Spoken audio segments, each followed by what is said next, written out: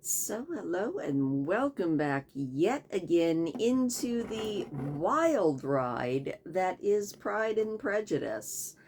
This started off as a fairly simple book, boy meets girl, girl hates boy, boy pouts and goes away. And it definitely quickly got more complex, and now we have all sorts of mess that's happening, and I'm probably missing a lot of like the deeper social commentary. I like books for the story, and I think that's why I always hated almost every book that was assigned for me in school, because they're like, oh, but you need to analyze what the socio-economic commentary on this was. And I'm like, but I just want to read the story. So, I mean, I fully acknowledge I'm probably missing some of the deeper meanings of this book, and I will probably delve more into that on my own as time goes on, and maybe I'll agree with it and maybe I won't. But as far as the story goes, I am definitely enjoying it. Jane Austen is doing a fantastic job of keeping me entertained and keeping me interested, which I really appreciate. So, yeah, we left off with Elizabeth's sister Lydia eloping, although I don't think it would have been called eloping if her uncle had not found her and forced Wickham to get married to her. I think it would have just been called running off to the big city to become a ruined woman, or that's probably what they would have called it back then. And yeah, the juxtaposition of Elizabeth, who is horrified and not thrilled with Lydia, and their mother, who is deluded as all get out, is a lot of fun. I mean, I feel like in some ways Elizabeth is more the mother figure for this family than her mother ever could be. But yeah. On a personal note, it looks like we might finally, about a month too late, but finally be getting our first snowfall tomorrow. We've had a couple of little snows, but nothing that's actually stuck, nothing that's piled up, nothing that we've even had to push off the deck. But I think the forecast keeps changing a lot. Right now, as of 10 minutes ago, when I checked the weather just to see what they were saying now, they're saying like 3 or 4 inches. So no big deal, just enough to make everything pretty. But this morning when I woke up, they were calling for 6 to 12 inches. So who knows? We might end up getting 0 inches of snow, but it's probably time. I enjoy snow around this time of the year, and by February I'm going to be really over it. Even if we don't get much this year, just like we didn't get much last year, by the time February rolls around, I'm over it. By the time March rolls around, I am beyond over it. And by the time like April and May roll around, I just want to see anything that's not snow. So we shall see. I'm I'm hoping it will be a couple inches of snow. That would be okay. I wouldn't mind that, because that means I wouldn't actually have to shovel it really, but it would be enough to make everything just look pretty and maybe start getting me more into the Christmas spirit. Anyway, enough of all that. It is time to jump back into Pride and Prejudice. We are in the final volume, volume 3, and we are going to be beginning with chapter 10.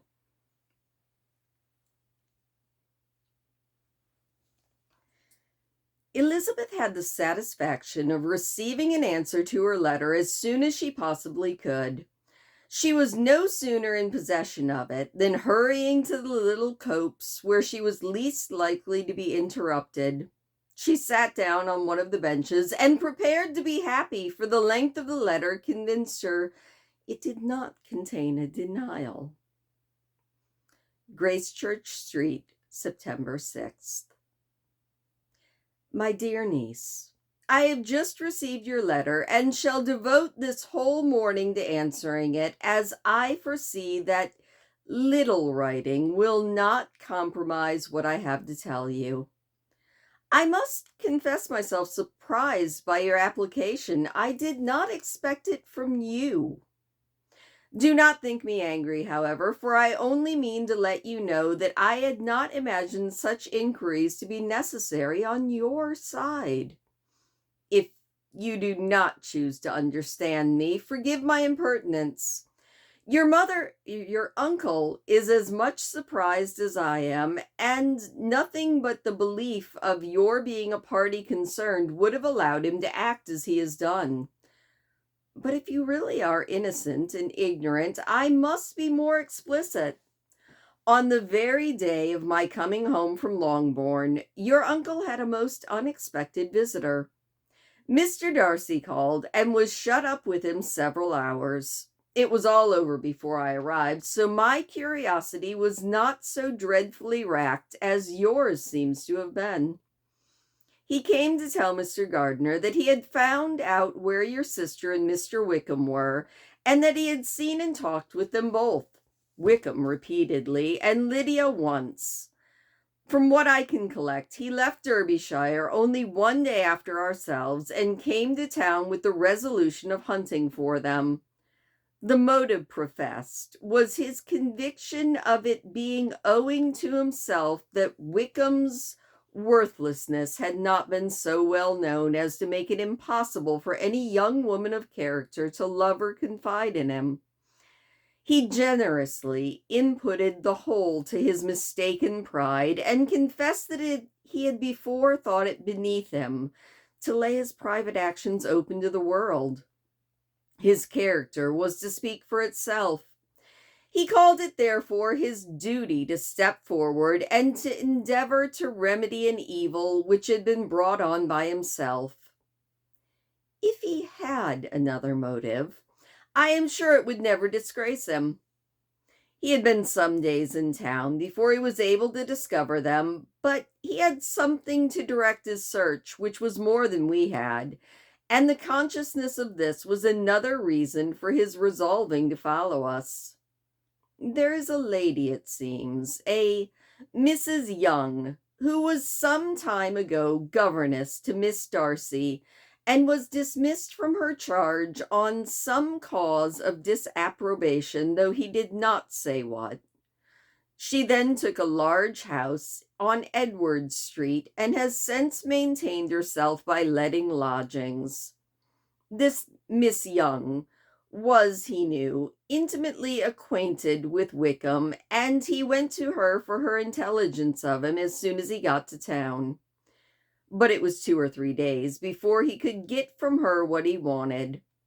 She would not betray her trust, I suppose, without bribery and corruption, for she really did know where her friend was to be found. Wickham had indeed gone to her on first arrival in London, and had she been able to receive them into her house, they would have taken up their abode with her. At length, however, our kind friend procured the wished-for directions. They were on another street. He saw Wickham, and afterwards insisted on seeing Lydia. His first object with her, he acknowledged, had been to persuade her to quit her present disgraceful situation and return to her friends as soon as they could be prevailed on to receive her, offering his assistance as far as it would go. But he found Lydia absolutely resolved on remaining where she was. She cared for none of her friends. She wanted no help of his. She would not hear of leaving Wickham. She was sure they would be married some time or another, and it did not much signify when.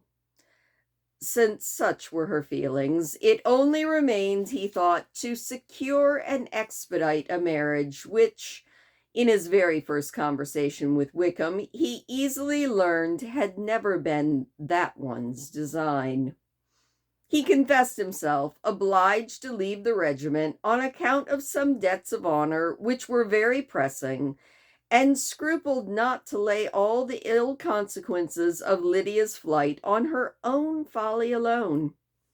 He meant to resign his commission immediately, and as to his future situation, he could conjecture very little about it. He must go somewhere, but he did not know where, and he knew he would have nothing to live on. Mr. Darcy asked him why he had not married your sister at once. Though Mr. Bennet was not imagined to be very rich, he would have been able to do something for him, and his situation must have been benefited by marriage. But he found, in reply to this question, that Wickham still cherished the hope of more effectually making his fortune by marriage in some other country. Under such circumstances, however, he was not likely to be proof against the temptation of immediate relief. They met several times, for there was much to be discussed. Wickham, of course, wanted more than he could get, but at length he was reduced to be reasonable. Everything being settled between them, Mr. Darcy's next step was to make your uncle acquainted with him, and he first called on Gracechurch Street the evening before I came home. But Mr. Gardiner could not be seen, and Mr. Darcy found, on farther inquiry, that your father was still with him, but would quit town the next morning. He did not judge your father to be a person whom he could so properly consult as your uncle, and therefore readily postponed on seeing him till after the departure of the former. He did not leave his name, and till the next day it was only known that a gentleman had called on business. On Saturday he came again.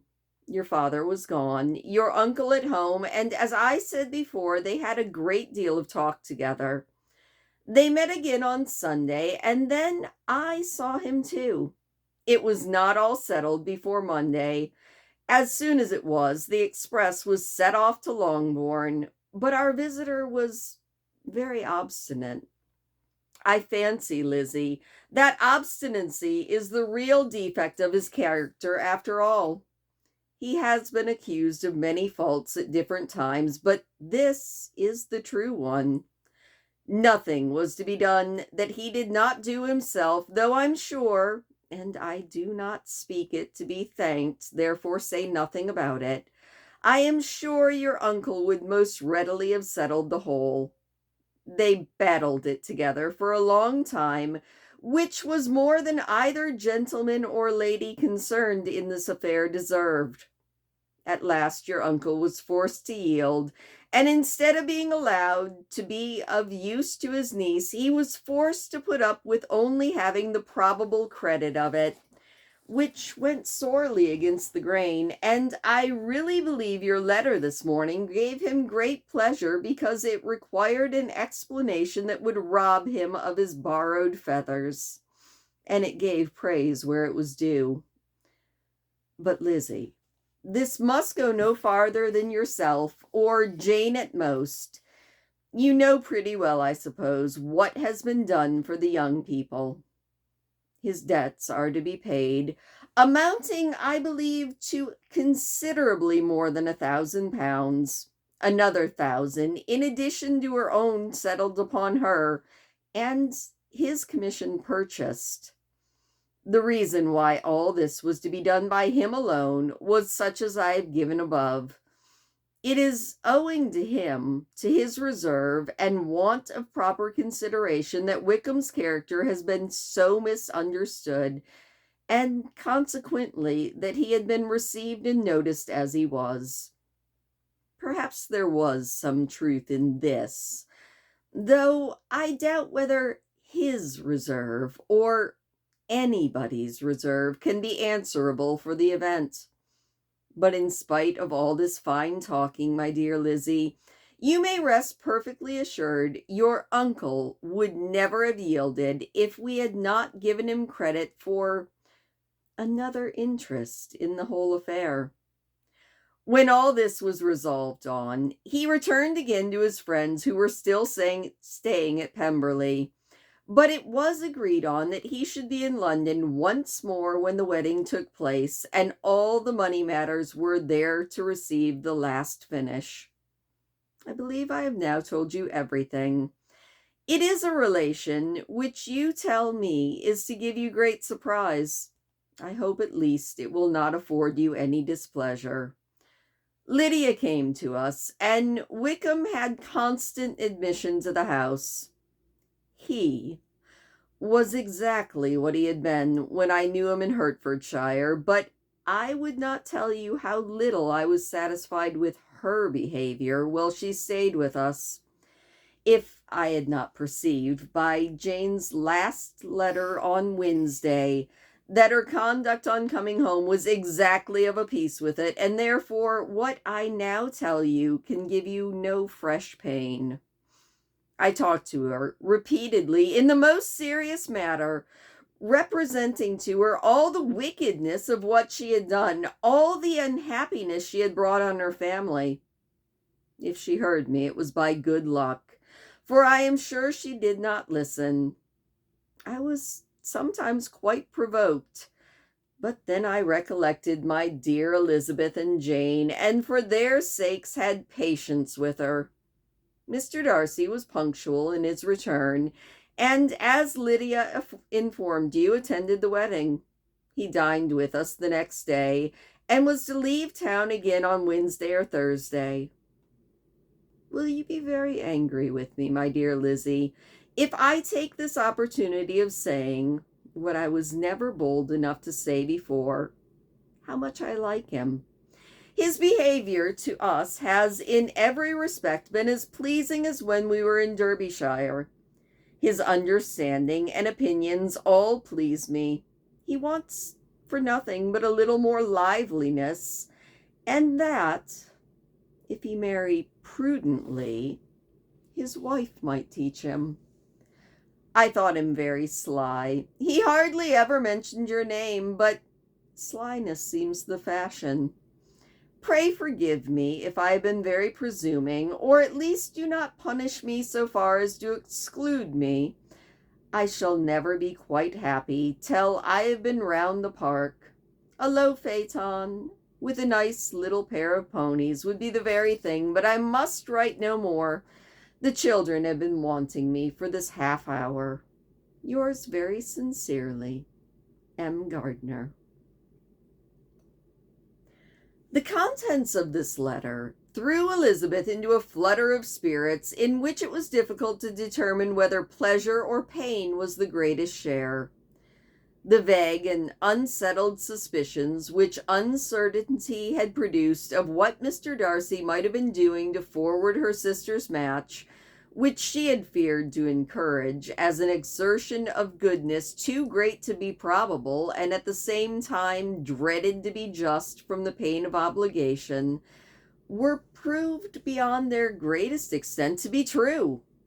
He had followed them purposely to town. He had taken on himself all the trouble and mortification attendant on such research, in which supplication had been necessary to a woman who he must abominate and despise, and where he was reduced to frequently meet, and reason with, persuade, and finally bribe the man who he always most wished to avoid, and whose very name it was a punishment on him to pronounce. He had done all of this for a girl who he could neither regard or esteem. Her heart did whisper that he had done it for her, but it was a hope that was shortly checked by other considerations, and she soon felt that even her vanity was insufficient when required to depend on his affection for her, for a woman who had already refused him, as able to overcome a sentiment so natural as the abhorrence against Wickham. Brother-in-law to Wickham! every kind of pride must revolt from that connection. He had, to be sure, done much. She was ashamed to think of how much, but he had given a reason for his interference, which asked for no extraordinary stretches of belief. It was reasonable that he should feel he had been wrong. He had liberality, and he had the means of exercising it, and though she would not place herself as its principal inducement, she could perhaps believe that remaining partiality for her might assist his endeavors in a cause where her peace of mind must be materially concerned. It was painful, exceedingly painful, to know that they were under obligations to a person who could never receive a return. They owed the restoration of Lydia, her character, and everything to him. How heartily did she grieve over every ungracious sensation she had ever encouraged, every saucy speech that she had ever directed towards him. For herself, she was humbled, but she was proud of him. Proud that in a cause of compassion and honor, he had been able to get the better of himself. She read over her aunt's commendation of him again and again. It was hardly enough, but it pleased her. She was even sensible of some pleasure, though mixed with regret, on finding how steadfastly both she and her uncle had been persuaded that affection and confidence subsisted between Mr. Darcy and himself. She was roused from her seat and her reflections by someone's approach, and before she could strike into another path, she was overtaken by Wickham. "I'm afraid I interrupt your solitary ramble, my dear sister," he said as he joined her. "You certainly do," she said with a smile, "but it does not follow that the interruption must be unwelcome." "I should be sorry indeed if it were. We were always good friends, and now we are better." "True. Are the others coming out?" "I do not know. Mrs. Bennet and Lydia are going in the carriage to Meryton. And so, my dear sister, I find from our uncle and aunt that you have actually seen Pemberley." She replied in the affirmative. "I almost envy you the pleasure, and yet I believe it would be too much for me. Or else I could take it on my way to Newcastle.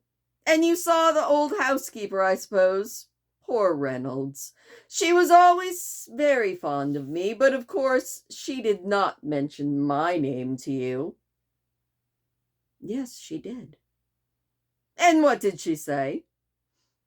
"That you were gone into the army, and she was afraid had not turned out well. At such a distance as that, you know, things are strangely misrepresented." "Certainly," he replied, biting his lips. Elizabeth hoped that she had silenced him, but he soon after said, "I was surprised to see Darcy in town last month. We passed each other several times. I wonder what he can be doing there." "Perhaps preparing for his marriage with Miss de Bourgh," said Elizabeth. "It must be something particular to take him there at this time of year." "Undoubtedly.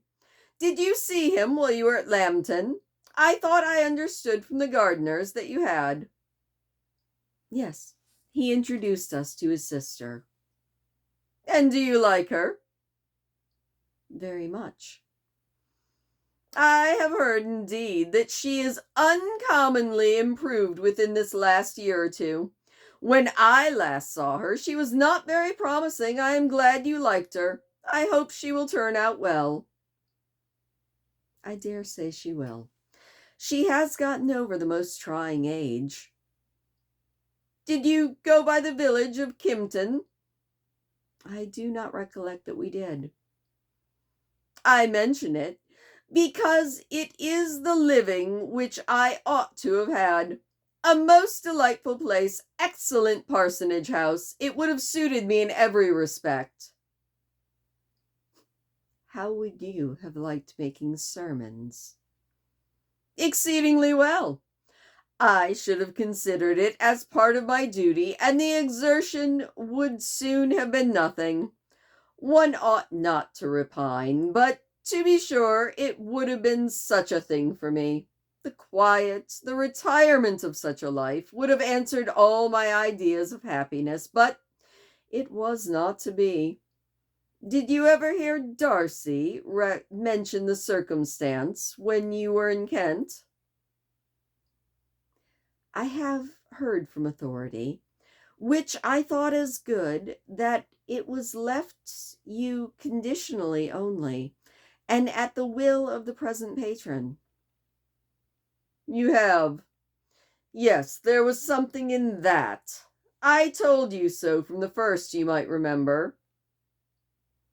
I did hear, too, that there was a time when sermon making was not so palatable to you as it seems to be at present, that you actually declared your resolution of never taking orders, and that the business had been compromised accordingly.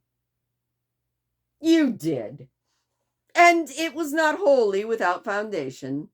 You may remember what I told you on that point when we first talked of it. They were now almost to the door of the house, for she had walked fast to get rid of him, and unwilling, for her sister's sake, to provoke him, she said only in reply, with a good-humored smile, "Come, Mr. Wickham, we are brother and sister, you know. Do not let us quarrel about the past. In the future, I hope we will always be of one mind."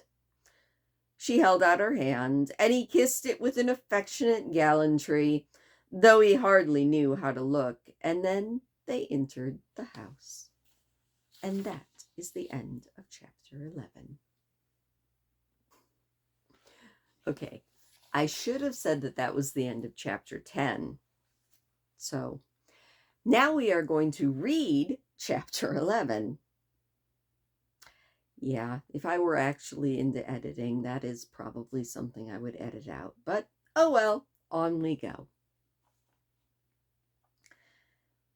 Mr. Wickham was so perfectly satisfied with this conversation that he never again distressed himself or provoked his dear sister Elizabeth by introducing the subject of it, and she was pleased to find that she had said enough to keep him quiet. The day of his and Lydia's departure soon came, and Mrs. Bennet was forced to submit to a separation which, as her husband by no means entered into her scheme of their all going to Newcastle, was like to continue for at least a 12-month. "Oh, my dear Lydia," she cried, "when shall we meet again?" "Oh, Lord, I don't know. Not these 2 or 3 years, perhaps." "Write to me often, my dear." "As often as I can, but you know how married women have never much time for writing. My sisters may write to me. They will have nothing else to do." Mr. Wickham's adieus were much more affectionate than his wife's. He smiled, looked handsome, and said many pretty things. "He's a fine fellow," said Mr. Bennet, as soon as they were out of the house, "as I ever saw. He simpers, and smirks, and makes love to us all. I am prodigiously proud of him. I defy even Sir William Lucas himself to produce a more valuable son-in-law." Losing her daughter made Mrs. Bennet quite dull for several days. "I often think," she said, "that there is nothing so bad as parting with one's friends. One seems so forlorn without them." "This is the consequence, you see, madam, of marrying a daughter. It must make you better satisfied that your other 4 are single." It is no such thing. Lydia does not leave me because she is married, but only because her husband's regiment happens to be so far off. If that had been near, she would not have gone so soon. But the spiritless condition which this event threw her into was shortly relieved, and her mind opened again to the agitation of hope by an article of news which then began to be in circulation. The housekeeper at Netherfield had received orders to prepare for the arrival of her master, who was coming down in a day or two to shoot there for several weeks. Mrs. Bennet was quite in the fidgets. She looked at Jane and smiled and shook her head by turns. "Well, well, and so Mr. Bingley is coming down?" Mrs. Phillips had first brought her the news. "Well, so much the better. Not that I care about it, though. He is nothing to us, you know, and I am sure that I never want to see him again. But, however, he is very welcome to come to Netherfield, if he likes it. And who knows what may happen, but that is nothing to us. You know we agreed long ago never to mention a word about it. And so is it quite certain that he's coming?" "You may depend on it," said her sister, "for Mrs. Nichols was in Meryton last night, and I saw her passing by and went out myself on purpose to know the truth of the news, and she told me that she was certain it was true. He comes down on Thursday, at the latest, very likely Wednesday. She was going to the butcher's, she told me, on purpose to order in some more meat on Wednesday, and she has gotten 3 couple of ducks just about fit to be killed." Mrs. Bennet had not been able to hear of his coming without changing color. It was many months since she had mentioned his name to Elizabeth, but now, as soon as they were alone, she said, "I saw you look to me today, Lizzie, when my aunt told us of the present report, and I know I am already appearing distressed, but don't imagine it was from some silly cause. I was only confused for the moment, because I felt I should be looked at. I do assure you, this news does not affect me with either pleasure or pain. I am glad of one thing, that he comes alone, because we shall see the less of him. Not that I'm afraid myself, but I do dread other people's remarks." Elizabeth didn't know what to make of it. Had she not seen him in Derbyshire, she might have supposed him capable of coming there with no other view than what was acknowledged. But she still thought him partial to Jane, and she wavered as to the greater probability of his coming there with his friend's permission, or maybe even being bold enough to come without it. Yet it is hard, she thought, that this poor man cannot come to a house which he has legally hired without raising all of this speculation. I will leave him to himself. In spite of what her sister declared, and really believed to be her feelings in the expectation of his arrival, Elizabeth could easily perceive that her spirits had been affected by it. They were disturbed, and more unequal than she had often seen them. The subject, which had been so warmly canvassed between their parents about a 12-month ago, was brought forward again. "As soon as ever Mr. Bingley comes, my dear," said Mrs. Bennet, "you will wait on him, of course." "No. You forced me into visiting him last year, and promised if I went to see him, he would marry one of our daughters. But it ended in nothing, and I will not be sent on a fool's errand again." His wife represented to him how absolutely necessary such an attention would be from all the neighboring gentlemen on his returning to Netherfield. "'Tis etiquette I despise," he said. "If he wants our society, let him seek it. He knows where we live. I will not spend my hours in running after my neighbors every time they go away and come back again." "Well, all I know is it will be abominably rude if you do not wait on him, but However, that shan't prevent my asking him to dine here. I am determined. We must have Mrs. Long and the Goldings soon. That will make 13 with ourselves, so there will be just room at the table for him." Consoled with this resolution, she was better able to bear her husband's incivility, though it was mortifying to know that her neighbors might all see Mr. Bingley in consequence of it before they did, as the day of his arrival drew near. "I am beginning to be sorry that he comes at all," said Jane to her sister. "It would be nothing. I could see him with perfect indifference, but I can hardly bear to hear it thus perpetually talked of. Mother means well, but she does not know.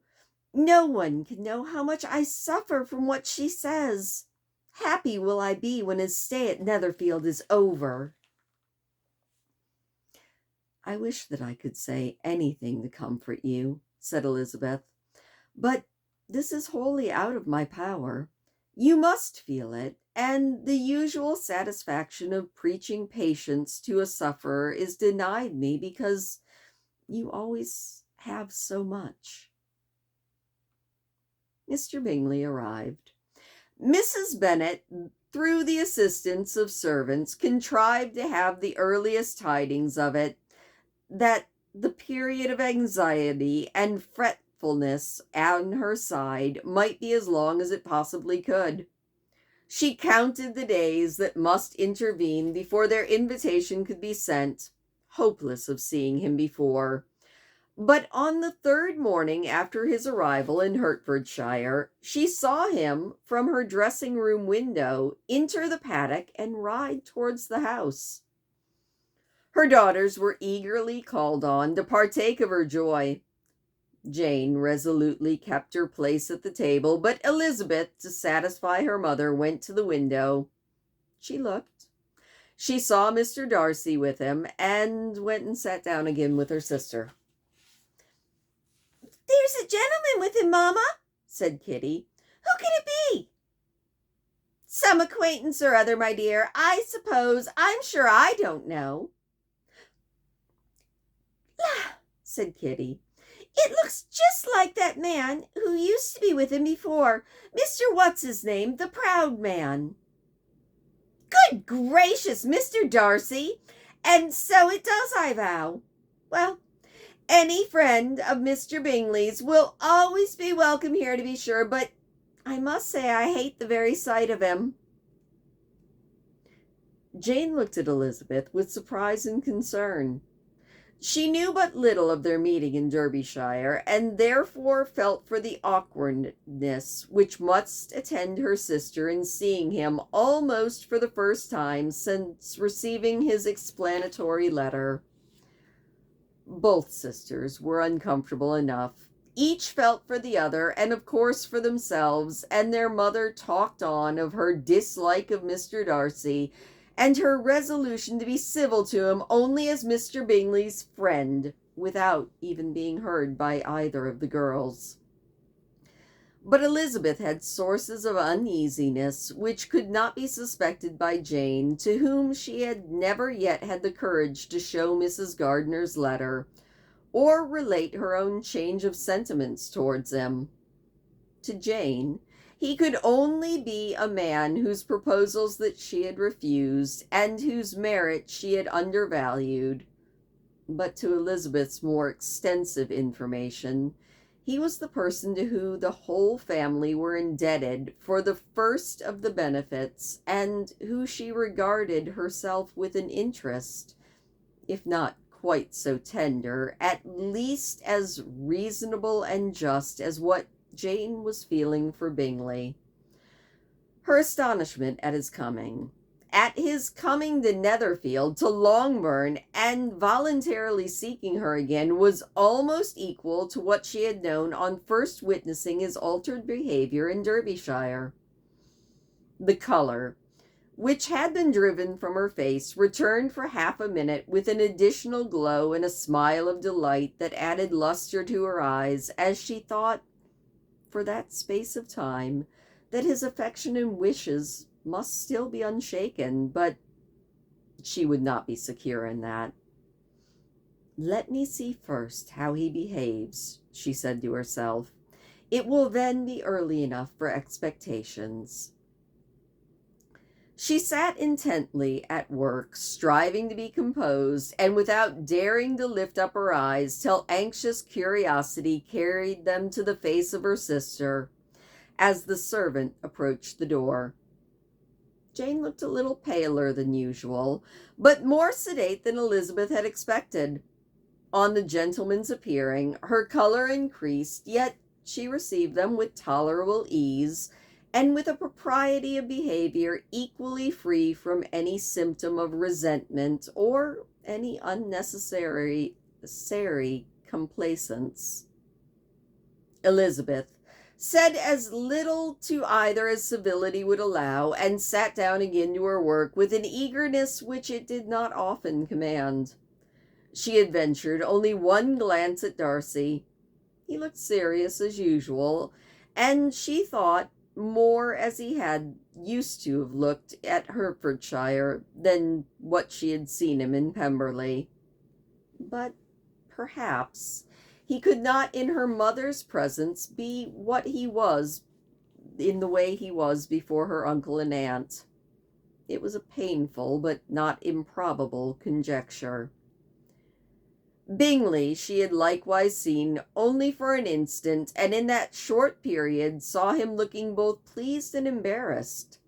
He was received by Mrs. Bennet with a degree of civility which made her two daughters ashamed, especially when contrasted with the cold and ceremonious politeness of her curtsy and address to Mr. Darcy.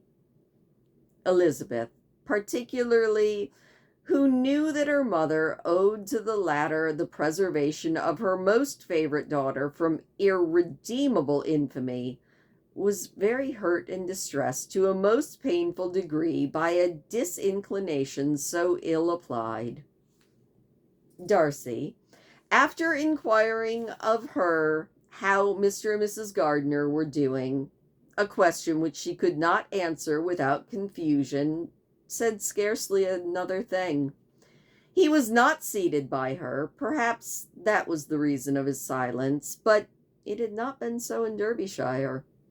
There he had talked to her friends, when he could not to herself, but now several minutes elapsed without bringing the sound of his voice, and when occasionally, unable to resist the impulse of curiosity, she raised her eyes to his face, she as often found him looking at Jane as at herself, and frequently on no objects but the ground.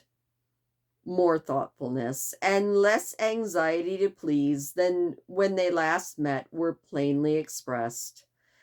She was disappointed and angry with herself for being so.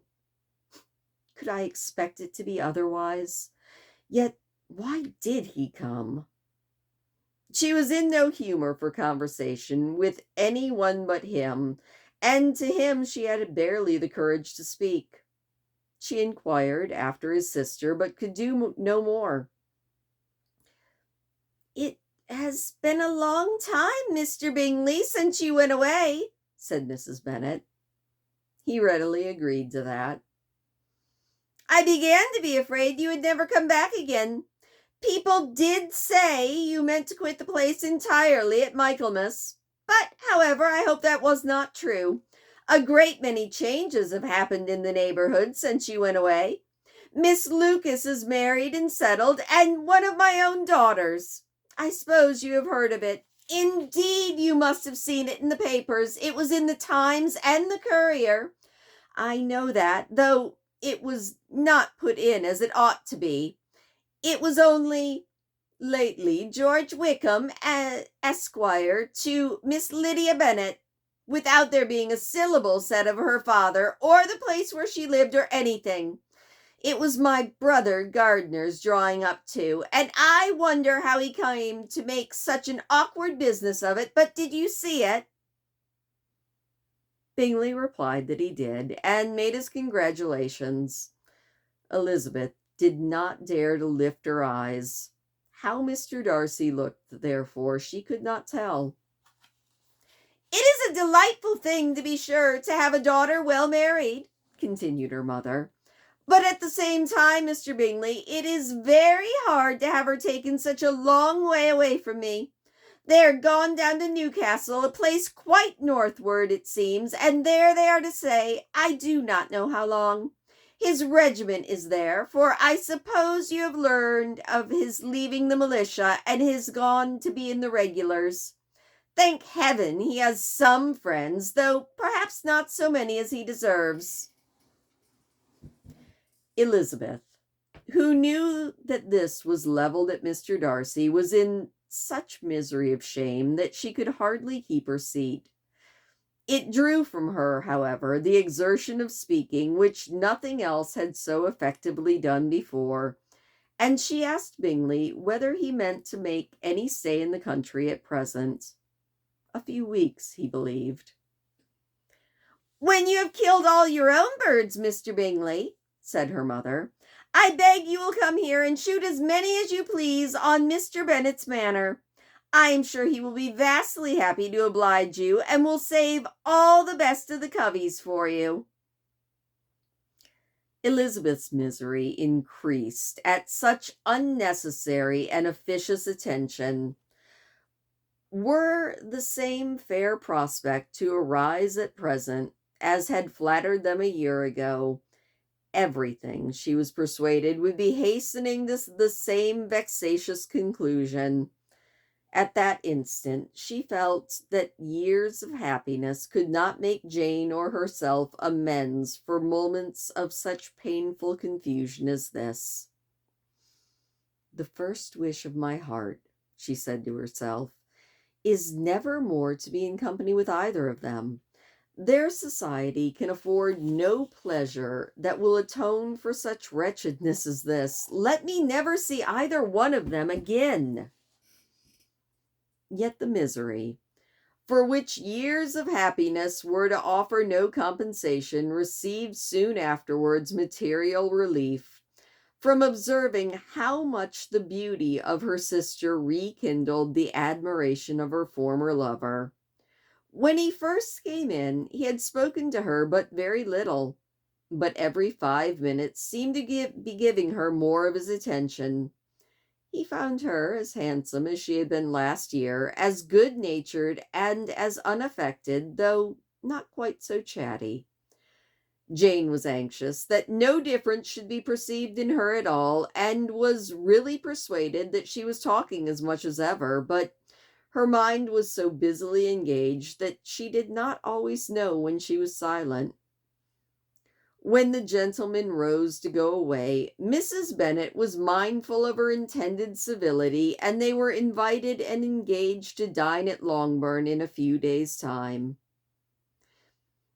"You are quite a visit in my debt, Mr. Bingley," she added, "for when you went to town last winter, you promised to take a family dinner with us as soon as you returned. I have not forgot, you see, and I assure you I was very much disappointed that you did not come back and keep your engagement."